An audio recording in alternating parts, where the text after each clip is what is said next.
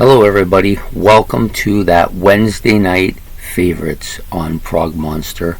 My name is Murph, I am the host of this show, a show dedicated to progressive rock and other forms of rock music. So we're here to do a ranking this week. It's a ranking of songs off of the album Hemispheres by Rush. One of my favorite albums. Definitely probably in my top 3 or 4 Rush albums now. However, there's not a lot of tracks on here, but they are really good.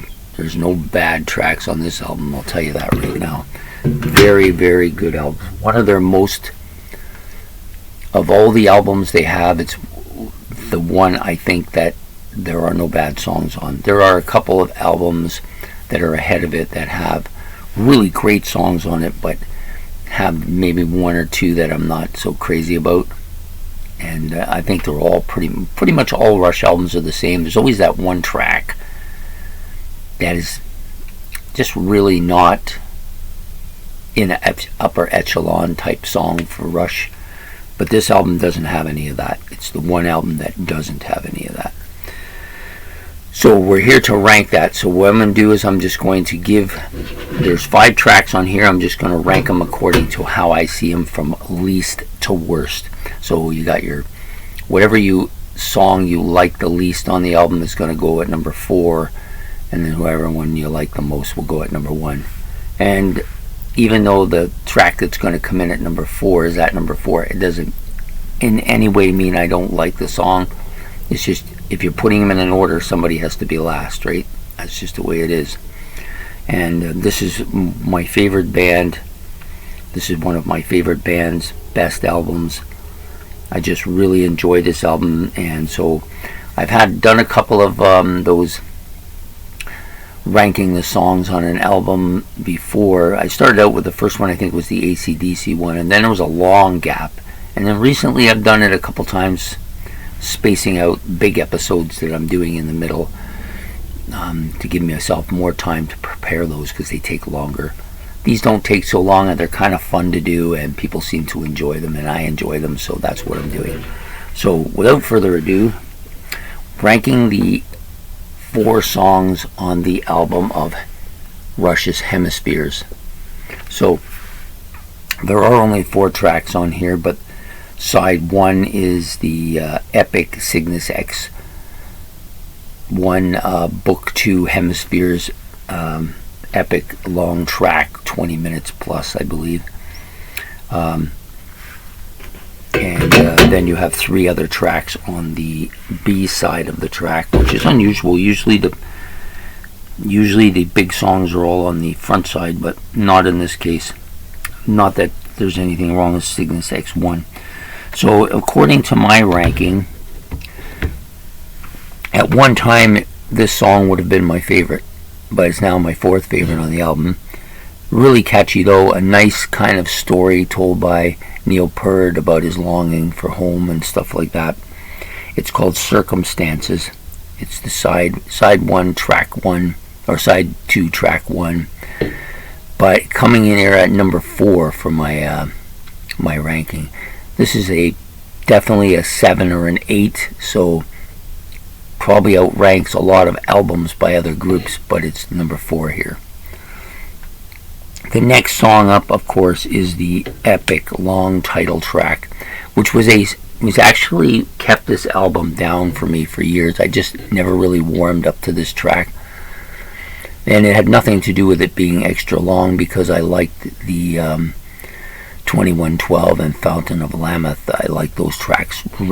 Really, I like them a lot, and I thought I would like this one. It just seemed kind of too produced, too synthetic, in an attempt to be really like close to the edge or something, and it wasn't, so I didn't merit it on its own abilities. I kind of compared it, which wasn't necessarily a good thing, but it does have some excellent parts to it. I really like the Battle of the Heart and Mind, Armageddon. That is maybe the best part of this song. Bringer of Balance with Cygnus, another great part to the song. And the Sphere, A Kind of Dream, which ends it off. All really good tracks. But of course the prelude is pretty strong too. It comes out really strong. So for today, this song, Cygnus X1 Book 2 Hemispheres, is my number 3 track from this album. So that leaves only the 2 tracks, and this was very difficult because I've long loved both of these tracks. They're both among my favorite Rush tracks of all time. The fact that I went to school for arboriculture doesn't hurt the trees at all. I always loved this song. I used to play it when we were out in the field climbing trees, and people say, what the hell's wrong with that guy? Anyways, for today I had to choose between which one I liked better, and I decided in present circumstances, under the way things have been going, Trees is going to come in at number 2. Not because I think it's that much less of a track. There's probably a hair between the 2 tracks, but it's just so good. The bass part and the acoustic parts here, and the catchy riff, and the storyline about the oaks and the maples, just so fantastic. And of course Geddy's voice is fantastic on this track. And then we get to the number 1 song, which eclipses the other songs, Eclipsing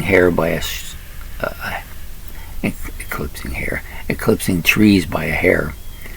And it also has no vocals on it, which is very unusual for me to choose a instrumental over anything, but this is an exceptional instrumental.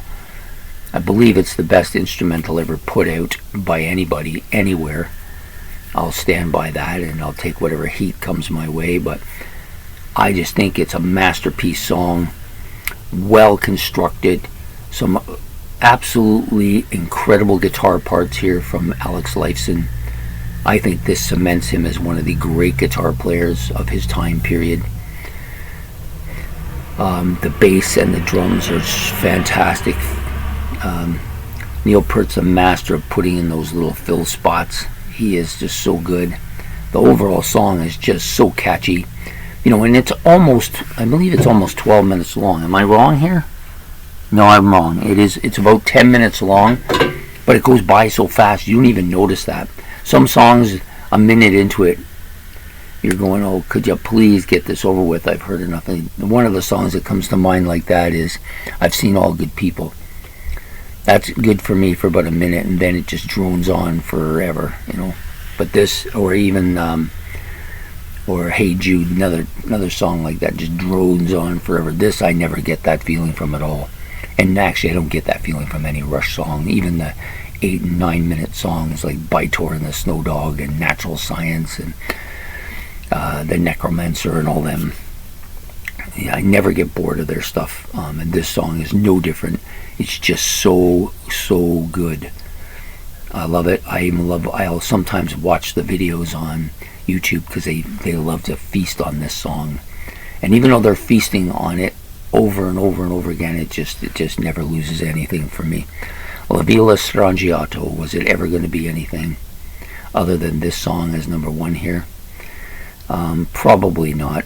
At one time it might have been as low as number 5 or number 4, or number 3 anyways, with Trees and Circumstances being higher, but not anymore. It's just so good.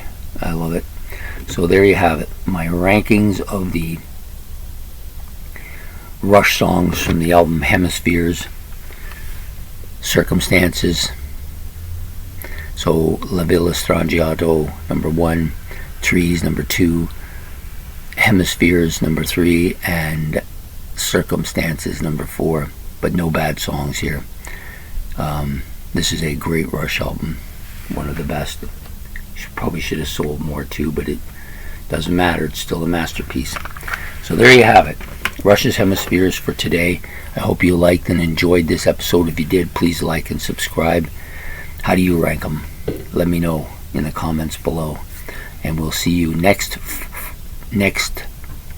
Wednesday, as I'll be doing something that I've been thinking about for a while. Something that'll probably create some controversy, but it doesn't matter. It's all about talking. I'll try to give my spiel on it before I set it up. And so what we're going to do is I'm going to do the top 25 greatest, most iconic rock bands in history.